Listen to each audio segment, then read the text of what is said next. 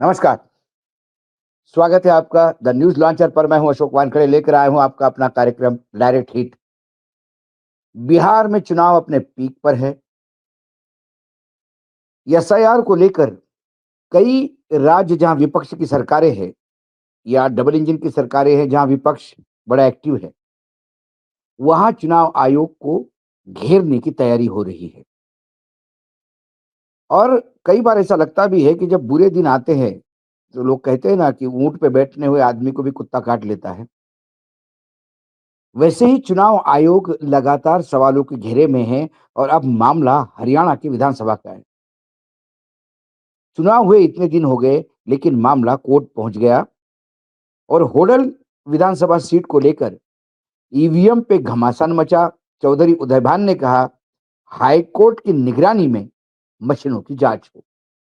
हरियाणा कांग्रेस के पूर्व अध्यक्ष एवं होडल विधानसभा सीट से उम्मीदवार रहे चौधरी उदयभान ने अपनी चुनावी याचिका पर सुनवाई के दौरान ईवीएम और वीवीपैट मशीनों की जांच एवं सत्यापन की प्रक्रिया हाईकोर्ट के रजिस्ट्री के निगरानी में करने की मांग की है। बहस के दौरान कोर्ट को बताया गया कि चुनाव में इस्तेमाल हुई ballot unit, control unit, VVPAT मशीनों की मेमोरी और माइक्रो कंट्रोलर की जांच एवं सत्यापन हेतु 2,36,000 की राशि जमा करवा दी गई थी। बहस के दौरान याचिका के वकील और हरियाणा के पूर्व एडवोकेट जनरल और भारत सरकार के पूर्व अतिरिक्त सॉलिसिटर जनरल मोहन जैन ने दलील दी कि जनप्रतिनिधि कानून, हाईकोर्ट नियम और सुप्रीम कोर्ट के फैसले से यह स्पष्ट करता है कि चुनाव याचिकाओं का निपटारा 6 माह के अंदर करवाना अनिवार्य है। मोहन जैन ने अदालत से मांग की है कि VVPAT, ballot unit, control unit और वीवीपैट की मेमोरी और जले हुए माइक्रो कंट्रोलर की जांच कोर्ट की निगरानी में की जाए। उन्होंने आशंका जताई कि सत्ताधारी दल से जुड़े होने के कारण जिला चुनाव अधिकारी पर दबाव पड़ सकता है, इसलिए जांच अदालत के रजिस्ट्री के देखरेख में कराई जानी चाहिए। सुप्रीम कोर्ट के हाल ही के एक फैसले का हवाला देते हुए मोहन जैन ने कहा कि हरियाणा के पानीपत जिले में हुए एक सरपंच के चुनाव को अदालत में चुनौती दी गई थी, जिसके बाद अदालत की निगरानी में वोट की गिनती करवाई गई थी और नतीजे बदल दिए गए थे। इसी आधार पर उन्होंने मांग की है कि अदालत कक्ष में कुछ ईवीएम पर कांग्रेस के पक्ष में ट्रायल वोट डलाए जाएं और यह देखा जाए कि यह वोट वास्तव में किस पक्ष को दर्ज किया जाता है। इस मामले में हाईकोर्ट ने चुनाव आयोग के पक्षकार बनाए जाने संबंधी आवेदन पर नोटिस जारी किया और जवाब दाखिल करने का निर्देश दिया था। हालांकि प्रतिवादी की ओर से कोई जवाब दाखिल नहीं किया गया। हाईकोर्ट के जस्टिस रघुवीर सहगल ने चुनाव आयोग और अन्य प्रतिवादी पक्ष को इस मामले में 16 जनवरी तक जवाब दायर करने का आदेश देते हुए मामले की सुनवाई स्थगित कर दी। ज्ञात रहे कि हरियाणा कांग्रेस के पूर्व अध्यक्ष और होडल विधानसभा सीट के उम्मीदवार रहे चौधरी उदयपान ने होडल में भाजपा विधायक हरिंदर सिंह की जीत को पहले ही चुनौती दे रखी थी।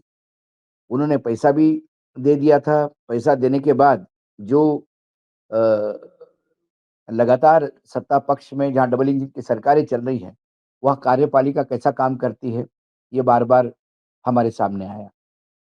ऐसे में यदि कल वीवीपैट और इन सारी चीज़ों की जो सर्वोच्च न्यायालय के संविधान पीठ ने एक व्यवस्था दी थी और इस व्यवस्था के साथ ये कहा गया था कि यदि किसी उम्मीदवार को खासकर 2 नंबर या तीसरे नंबर पे जो उम्मीदवार है, उनके यानी चुनावी नतीजों में जो नंबर 1 है वो तो जीता हुआ होता है, दूसरा नंबर जो उससे हारा और तीसरा नंबर जो तीसरे नंबर पे वोट पाता है, वो दूसरे और तीसरे नंबर के जो व्यक्ति है, वो चुनाव आयोग में तयशुदा राशि जमा करके एक बार फिर से सत्यापन कर सकते हैं। उसके लिए उन्होंने एक स्टैंडर्ड प्रोसीजर भी बताया था कि मैन्युफैक्चरिंग कंपनी जो है ईवीएम की, उसके भी इंजीनियर्स वहाँ रहेंगे और उनके साथ ये सब मिलान होगा।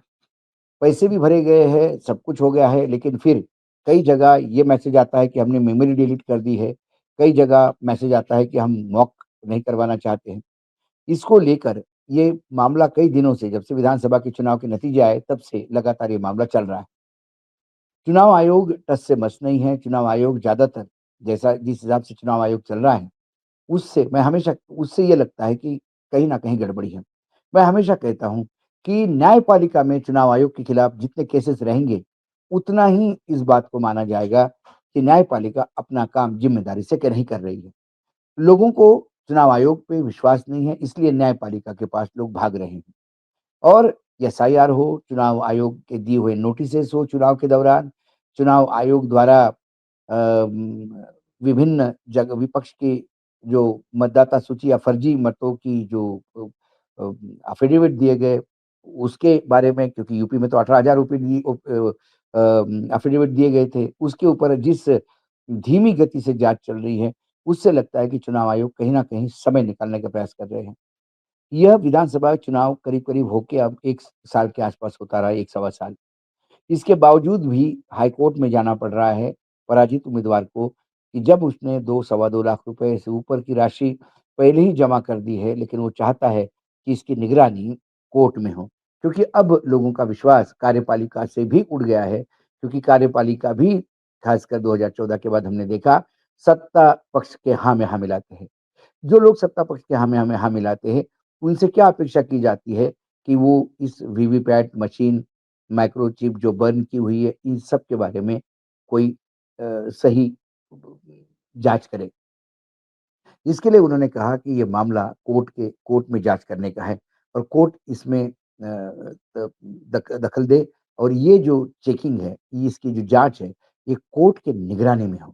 उन्होंने कहा कि उसने हरियाणा का एक उदाहरण भी दिया कि वहाँ पे कैसा एक ग्राम पंचायत का चुनाव, जो सरपंच हार गया था, उसने लड़ाई लड़ते-लड़ते सर्वोच्च न्यायालय तक गई और सर्वोच्च न्यायालय ने फिर गिनती करवाई सर्वोच्च न्यायालय के प्रीमाइसेस में। हालाँकि सर्वोच्च न्यायालय का काम नहीं है, लेकिन जहाँ लचर चुनाव आयोग होता है और चुनाव आयोग पक्षपाती होता है, वहाँ पे फिर वो हारा हुआ सरपंच जीत गया। ऐसा ही एक दूसरा उदाहरण जब हमने देखा कि सर्वोच्च न्यायालय के मुख्य न्यायाधीश के बेंच तक चला गया था। पंचायत चुनाव थे उत्तराखंड में और पंचायत चुनाव में किसी उम्मीदवार का पर्चा दाखिल होने के बाद 1 दिन के बाद उसको बोला गया कि ये रद्द किया गया एक्सेप्ट करने के बाद। क्योंकि वहाँ पे सिर्फ़ 2 ही पर्चे आए थे और जो दूसरा पर्चा था वो बीजेपी समर्थित महिला का था। वो अनअपोज़ वहाँ से जीती बिना विरोध के उसकी जीत दर्ज की गई और उसको सर्टिफ़िकेट भी दिया गया कि आप जीत गए। उसके बाद जिसका पर्चा रद्द हो गया था वो लोकल कोर्ट गई, वहाँ से वो सॉरी वो हाई कोर्ट गई, उच्च न्यायालय गई, उच्च न्यायालय ने उसके पक्ष में निर्णय दिया। उसके खिलाफ बीजेपी समर्थित महिला फिर सुप्रीम कोर्ट गई और जब बेंच के सामने आया तो उन्होंने कहा कि ये कोई ऐसा रूल बना नहीं है कि यदि चुनाव में कुछ घपला हो जाए तो उसमें सर्वोच्च न्यायालय इंटरवेन नहीं कर सकता है। बिल्कुल कर सकता है, ये पर्चा बिल्कुल दाखिल होना चाहिए, इसको कैसा रद्द किया आपने? फिर वो पर्चा माना गया, फिर वहाँ चुनाव भी हुए और चुनाव हुए और जिसका पर्चा रद्द किया गया था, वो चुनाव जीत गया। ऐसे कई उदाहरण हैं, जहाँ ये गड़बड़ी होती है।